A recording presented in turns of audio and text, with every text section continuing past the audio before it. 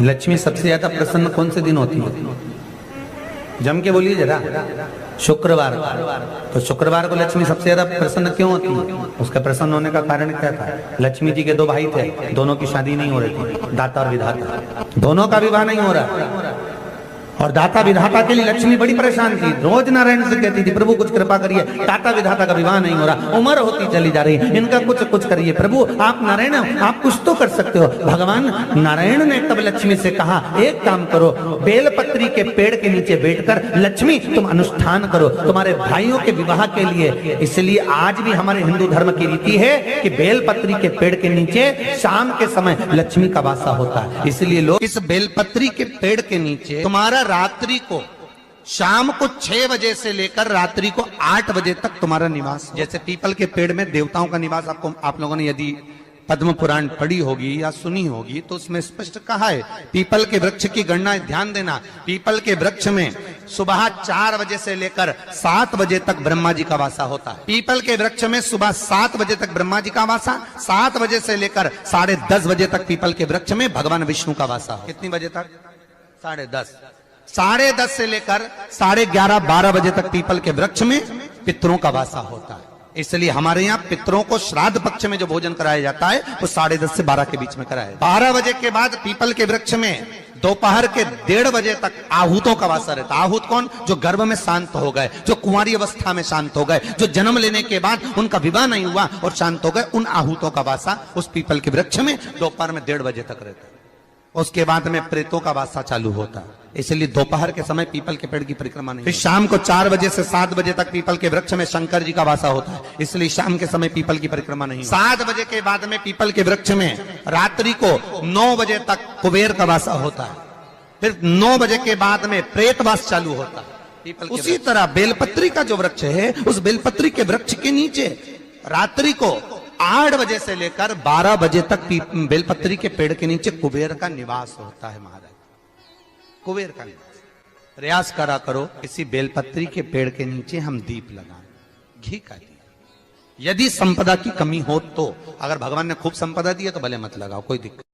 महामृत्युंजय मंत्र का यदि आप जाप करते और आपको मालूम पड़ गया कि शरीर में मुझे ये रोग हो गया है, मुझे शुगर हो गया है, मुझे बीपी हो गया है, मेरा ब्लड प्रेशर ऊंचा नीचा रह रहा है, कोई भयंकर रोग, मेरे रिश्तेदार को कोई कैंसर जैसा रोग हो गया, किसी को कोई थायराइड हो गया, किसी को कोई किडनी और लीवर में सूजन हो गई, किसी को कहीं किडनी और लीवर में तकलीफ हो गई, तो शिव महापुराण की कथा कहती है, नवग्रह शिव महापुराण की कथा कहती है कि बेलपत्री के वृक्ष के नीचे महामृत्युंजय मंत्र का जाप जो शुक्रवार की शुक्रवार घी का दिया लगा कर करता है, उसके रोग बाबा देवाधिदेव महादेव समाप्त करते चले जाते हैं। ये संजीवनी मंत्र शुक्रवार के दिन भगवान शंकर को शुक्र को दिया था, इसलिए उसको शुक्रवार के दिन बेलपत्री के वृक्ष के नीचे बैठ घृत का दिया लगाकर शरीर में जो रोग है उसका स्मरण कर कर शंकर जी से विनय कर कर,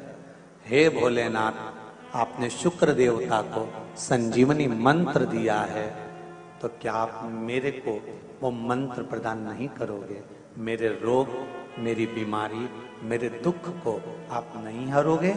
शिव से कहो ये शरीर आपने दिया है और भजन करने के लिए दिया है, स्मरण करने के लिए दिया है, कीर्तन करने के लिए दिया है, तो संभालोगे भी आप। और बेलपत्री की ओर मुख कर कर घी का दिया लगाकर महामृत्युंजय मंत्र का स्मरण कर लेने पर धीरे धीरे धीरे धीरे धीरे धीरे वो रोग समाप्ति की ओर। शंकर भगवान को तुलसी नहीं केवल एक बैकुंठ चतुर्दशी के दिन चढ़ती है, वो भी रात्रि के समय पर 12 से 4। शंकर भगवान को तुलसी नहीं चढ़ती।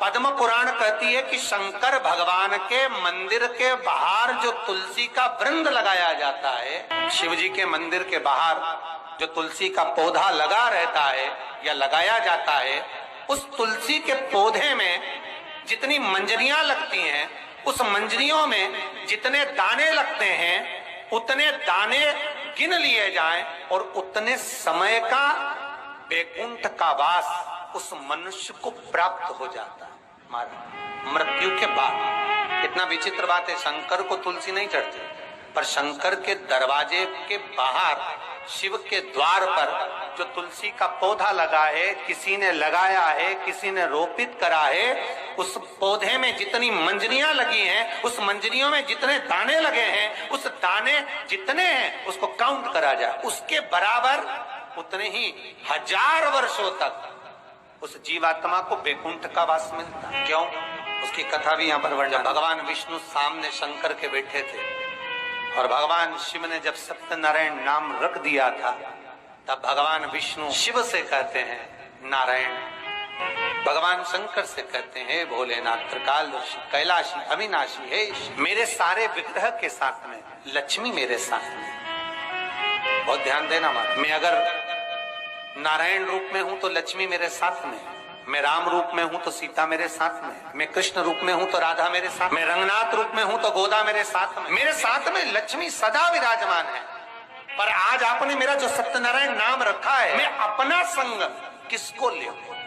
तब भगवान शिव ने कहा, जब बाहर निकले जो रोपित मिले बस वही आपको समर्पित हो।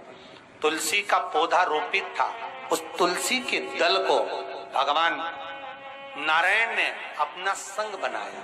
और बहुत ध्यान देना, सत्यनारायण की कथा हो, चाहे भागवत की कथा हो, चाहे विष्णु पुराण की कथा हो, इन सभी कथाओं में सबसे ज्यादा प्रसाद की महत्वता नहीं है जितनी तुलसी के दल की महत्वता है।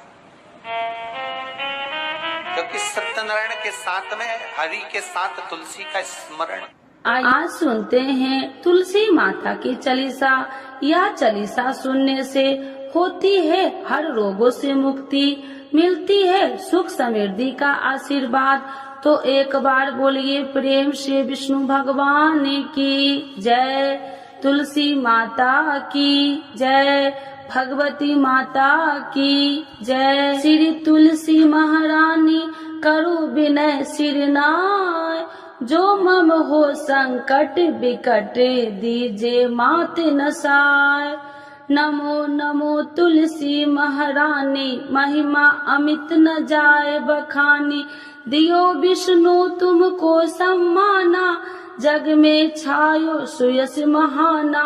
विष्णु प्रिय जय जयंती भवानी, तिहु लोक की हो सुख खानी। भगवत पूजा करे जो कोई, बिना तुम्हारे सफल न हो। जिन घर तब नहीं होए निवासा, उस पर करे विष्णु नहीं वासा।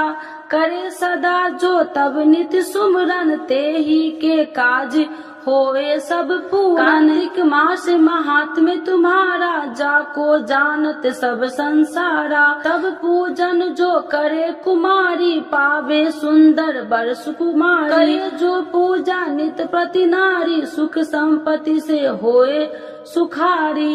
वृद्धा नारी करे जो पूजन, मिले भक्ति होवे पुलकित मन। श्रद्धा से पूजे जो कोई, भव निधि से तर जावे सोई। कथा भागवत यज्ञ करावे, तुम बिन नहीं सफलता पावे। छायो तब प्रताप जग भारी, ध्यावत तुमहि सकल चितधारी। तुमहि मात यत्र तंत्र में, सकल काज सीधे होवे क्षण में। औषधि रूप आप हो माता, सब जग में तब यश विख्याता। देव ऋषि मुनि और तपधारी, करत सदा तब जय जयकारी। वेद पुराणन तब यश ज्ञाया, महिमा अगम पार नहीं पाया। नमो नमो जय सुख कारिणी, नमो नमो जय दुख निवारिणी। नमो नमो सुख संपत्ति देनी, नमो नमो अख काटन छेनी। नमो नमो भक्तन दुख हरनी, नमो नमो दुष्टन मद छेनी। नमो नमो भव पार उतारिणी, नमो नमो परलोक सुधारिणी। नमो नमो निज भक्तन उबारिणी, नमो नमो जन काज सवारिणी। नमो नमो जय कुमति नशावनी, नमो नमो सब सुख उपजावनी। जयति जयति जय तुलसी माई, ध्याऊ तुमको शीश नवाई, निर्जन जानी मोहि अपनाओ, बिगड़े काज आप बनाओ, करूँ विनय मैं मात तुम्हारी, पूरन आशा करूँ हमारी, शरण चरण कर जोड़ी मनाओ, निस दिन तेरे ही गुण गाऊं, करहु मात यश अब मोह पर दाया, निर्मल होए सकल मम काया, मांगू मात या बर दीजे, सकल मनोरथ पूरन कीजे, जानू नहीं कुछ नेम उचारा, क्षमहु मात अपराध हमारा, 12 मास करे जो पूजा, ताशम जग में और न दूजा, प्रथम ही गंगा जल मंगवावे, फिर सुंदर स्नान करावे, चंदन अक्षत पुष्प चढ़ावे, धूप दीप नैवेद्य लगावे, करे आचमन गंगा जल से, ध्यान करे हृदय निर्मल से, पाठ करे फिर 40 की, स्तुति करे मात तुलसी की, यह विधि पूजा करे हमेशा, ताके तन नहीं रहे कलेशा, करे मास कार्तिक का साधन, शोभे नित्य पवित्र सिद्ध होई जाई, है यह कथा महासुखदाई, पढ़े सुने सो भव तर जाई, यह श्री तुलसी चालीसा, पाठ करे जो कोई, गोविंद सो फल पावही, जो मन इच्छा होई। तो एक बार बोलिए प्रेम से विष्णु भगवान की जय, तुलसी माता की जय, भगवती माता की जय, सर्व देवी देवताओं की जय।